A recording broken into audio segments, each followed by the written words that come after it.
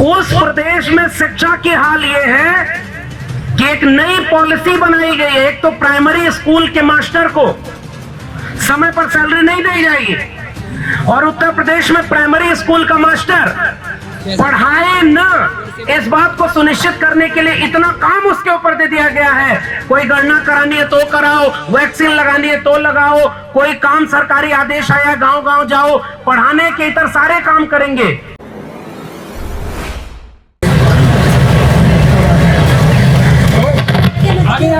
आगे नहीं पप्पू जी। ओ भाई बहुत बहुत शुक्रिया।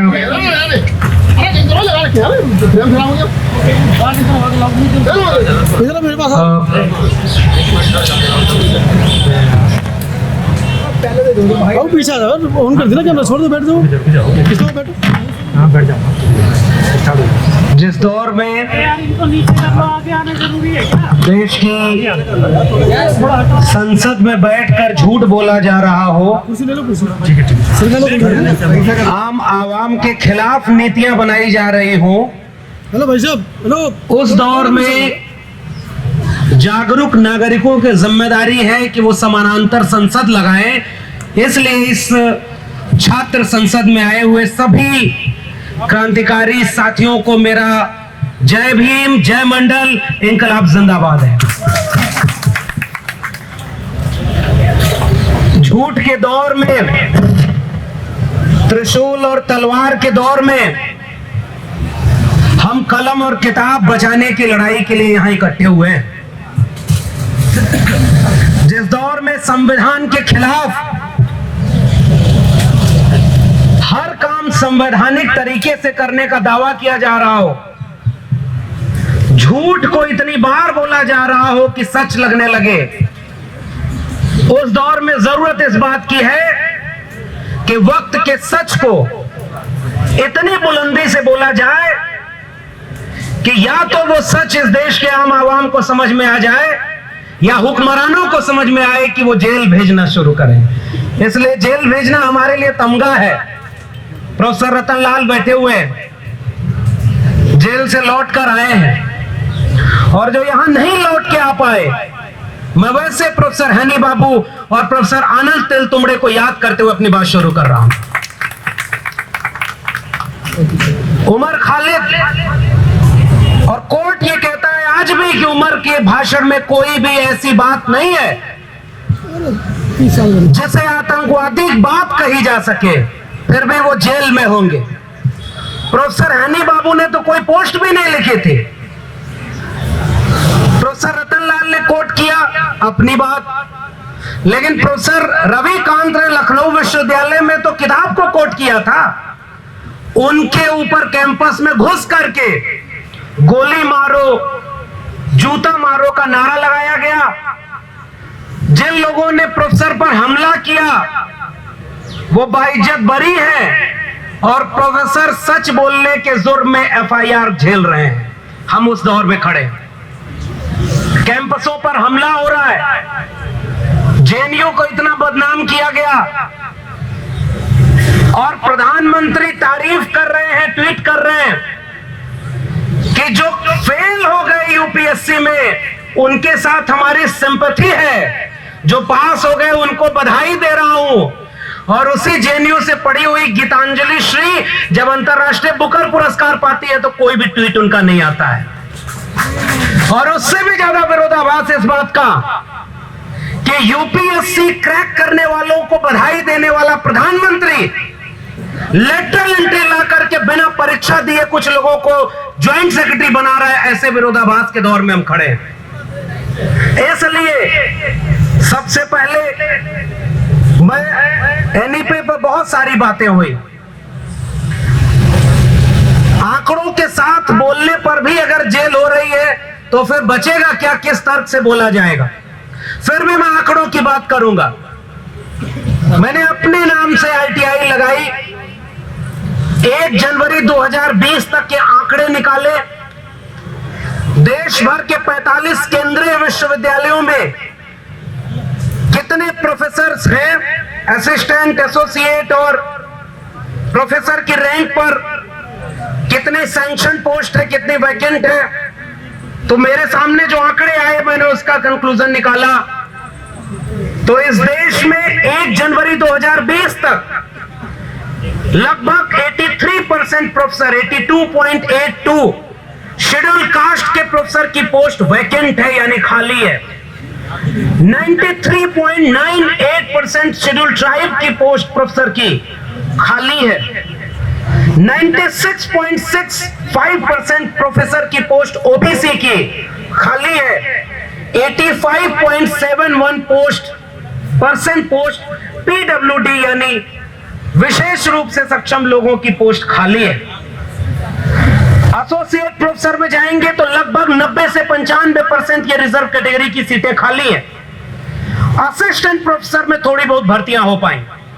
ये एलटीआई हमने लगाई और हम कहा ये मांग करने वाले थे कि जितने खाली पद हैं कम से कम उनको तो भरो जो सैंक्शन पोस्ट होती है, और हर बार के बजट में उनका बजट एलोकेशन होता है।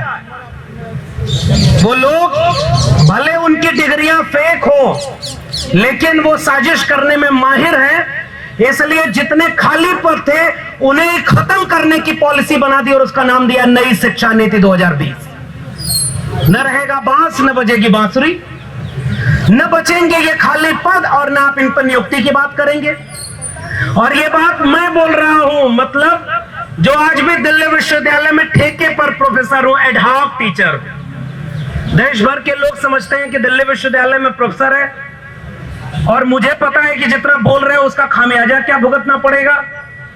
जब प्रोफेसर छोड़िए वाइस चांसलर और प्रिंसिपल झंडे वालान से तय हो रहे हो, वो हमारे आप को देख करके, जब कुलपति ही विचारधारा देखकर बनाए जा रहे हैं तो नियुक्तियां किस आधार पर होंगी, इसके बारे में और कुछ कहने की जरूरत नहीं। लेकिन जब हम बात करेंगे भगत सिंह और अंबेडकर की, जब हम बात करेंगे शिक्षा की, जब हम बात करेंगे संविधान की, तो मुझे लगता है इन सब का तकाजा यह है कि बिना डरे इस बात के लिए सच बोला जाए कि आपकी नौकरी रहेगी या जाएगी, आप कल को प्रोफेसर बचेंगे या नहीं बचेंगे। इससे ज्यादा बड़ी बात यह है कि कल को भारत का संविधान बचेगा या नहीं बचेगा। हम तो पढ़ लिख करके यहां तक आ गए, 300 रुपया फीस थी इलाहाबाद विश्वविद्यालय की, 5,000 रुपए में पूरी पीएचडी कर डाले दिल्ली विश्वविद्यालय से, तब जाकर के हम यहां खड़े हो गए और 12 साल से एडहॉक प्रोफेसर, ठेके पर प्रोफेसर बने हैं। मैं जानता हूं कि अगर हम आज ये नहीं बोले तो कल को न तो ये 300 रुपए फीस किसी विश्वविद्यालय की होगी और न हमारे जैसा कोई व्यक्ति गांव के खेत खलिहान से निकलकर मजदूरी और किसानी करने के बाद आकर के किसी विश्वविद्यालय में न तो रिसर्च कर सकता है न प्रोफेसर बन सकता है। इसका दस्तावेज का नाम है नई शिक्षा नीति।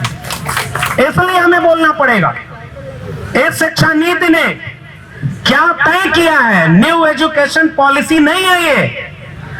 No education for people, no education for poor, ये इसका नाम है। इसलिए मैं इसको नई शिक्षा नीति नहीं कह रहा हूं। किस बात की शिक्षा? शिक्षा का मतलब क्या? ढेर सारी बातें पूर्व के वक्ताओं ने बहुत सारी कही हैं। इन्होंने कहा कि हम बोर्ड एग्जाम के दबाव को कम करेंगे, हम ग्रेडेड सिस्टम लाएंगे और स्कूल का जो पूरा पैटर्न था सेकेंडरी, मिडिल, प्रिपरेटरी और फाउंडेशन के नाम पर बदलेंगे। आंगनबाड़ी के लोगों और प्राइमरी स्कूल के शिक्षकों के दबाव को कम करेंगे। मैं जिस उत्तर प्रदेश से आता हूं वहां उत्तर प्रदेश में आजकल बहुत खुदाई हो रही है। उसी खुदाई से निकली गई चीज को पढ़ने के लिए प्रोफेसर रतनलाल जेल में गए और कोर्ट ने यह कहा कि अरे भाई तय ही नहीं है कि वो है क्या और तुम उसके नाम पर जेल में भेज रहे हो। उस प्रदेश में शिक्षा की हाल यह है कि एक नई पॉलिसी बनाई गई है। एक तो प्राइमरी स्कूल के मास्टर को समय पर सैलरी नहीं दी जाएगी और उत्तर प्रदेश में प्राइमरी स्कूल का मास्टर पढ़ाए न, इस बात को सुनिश्चित करने के लिए इतना काम उसके ऊपर दे दिया गया है। कोई गणना करानी है तो कराओ, वैक्सीन लगानी है तो लगाओ, कोई काम सरकारी आदेश आया गांव गांव जाओ, पढ़ाने के इतर सारे काम करेंगे। और उनका एक फरमान बेहद खतरनाक है कि जिस स्कूल में विद्यार्थी कम हो गए वहां से टीचर सरप्लस हो गए, ज्यादा हो गए। तो दूसरे विद्यालय में उसी स्कूल के टीचर को भेज दिया जाएगा, यानी नई शिक्षकों की भर्ती नहीं होगी। फिर भी भर्ती हुई पिछले कार्यकाल में 69,000 शिक्षकों की भर्ती। राष्ट्रीय पिछड़ा वर्ग आयोग ने कहा कि उसमें आरक्षण को खत्म करके भर्ती की गई है। 27% आरक्षण की बजाय 3.81% आरक्षण ओबीसी को मिला। बहुत दिन तक सरकार उसको टालती रही, बाद में जब मान लिया कि हाँ गलती हुई हमसे, फिर भी उनके ऊपर कोई मुकदमा नहीं है। और हरियाणा के मुख्यमंत्री ओम प्रकाश चौटाला ऐसे ही शिक्षा घोटाले में आज भी जेल में है, और उत्तर प्रदेश का मुख्यमंत्री आज पूरे देश में वहां पर उत्तर प्रदेश में नारा लगा रहा है कि राम मंदिर बन रहा है, तो काशी और मथुरा भी जाग रहे हैं। वो उकसा रहा है कि मंदिर और मस्जिद की सियासत चलती रहे। इसलिए मैं ऐसी शिक्षा नीति की आलोचना कर रहा हूं। त्रिभाषा फार्मूला की बात की गई। अरे त्रिभाषा फार्मूला कहां से लागू होगा जब उनके भाषा सीखने की जो पूरी क्राइटेरिया उसको कम कर दिया, कोडिंग सिस्टम किया, cross curricular activity multi stream पढ़ाई होगी, यानी एक स्ट्रीम नहीं पढ़ने की जरूरत है, आपको कई तरह की कलाकारियां सिखाई जाएंगी। मुझे याद आता है जब पूरी दुनिया कोविड से लड़ रही थी, हमारे देश में 3 कानून लाए गए थे, 3 कृषक सुधार कानून, 3 श्रमिक सुधार कानून और नई शिक्षा नीति। श्रमिकों के ट्रेड यूनियन बर्बाद कर दिए गए, इसलिए वो भी कानून पास हो गया। नई शिक्षा नीति में शिक्षक संगठन और तमाम छात्रों को कमजोर कर दिया गया, इसलिए लड़ाई भी कमजोर है। लेकिन किसान समझ गए कि वो तीनों कानून उनके सुधार के नहीं है, वो उनके फसलों और नस्लों को बेचने वाले कानून हैं। इसलिए उन्होंने सड़क पर हंगामा किया और तीनों कानून वापस हुए। मुझे लगता है कि नई शिक्षा नीति इसलिए वापस हो जानी चाहिए क्योंकि वो आपके फसलों नस्लों के साथ आपके बच्चों के भविष्य को खत्म करने वाली है। मैं एक आंकड़ा पेश करके, चूंकि वक्त नहीं है, मैं अपनी बात खत्म करूंगा। वो आंकड़ा ये है कि जिस दौर में नए नए स्कूल कॉलेज और डिग्री कॉलेज खोले जाने चाहिए थे, उस दौर में मंदिर और मस्जिद के नाम पर लड़ाई हो रही है। और देखिए कितने स्कूल और कॉलेज बंद हुए हैं। शिक्षा का बजट कम कर दिया गया। जैसे बच्चा पढ़ने जाए, हम लोग इलाहाबाद दिल्ली पढ़ते थे तो घर वालों से कहते थे इतना खर्चा दे दीजिए, खर्चा बढ़ गया है, तो घर वाले उतना खर्चा थोड़ा कम करके देते थे।